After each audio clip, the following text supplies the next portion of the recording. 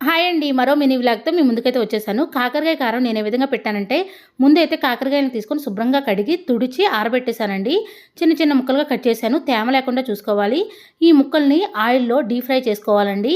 పప్పుల నూనె అయితే కాకరకాయ కారానికి టేస్ట్ చాలా బావుంటుంది. అలానే వెల్లుల్లిపాయలని దంచి ఆయిల్‌లో ఫ్రై చేసుకోవాలండి. ముందైతే నేను కాకరకాయలను మంచిగా ఎర్రగా ఫ్రై చేసుకుంటున్నాను.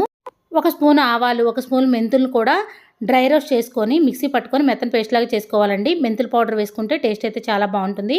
కాకరకాయ ముక్కలు ఎర్రగా వేగిపోయిన తర్వాత ఒక గిన్నెలోకైతే తీసుకోవాలి.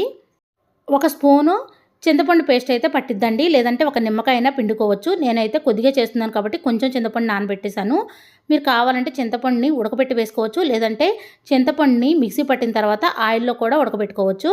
ఇక్కడ ముక్కల్లో అయితే కొద్దిగా ఉప్పు, కారం అయితే వేసానండి. కొద్దిగా పసుపు కూడా వేసుకోవాలి. చింతపండు పేస్ట్ కూడా వేసి నూనె ఎక్కువగా వేసుకొని తాలింపు పెట్టుకొని ఆ నూనె మొత్తం వేసుకోవాలి.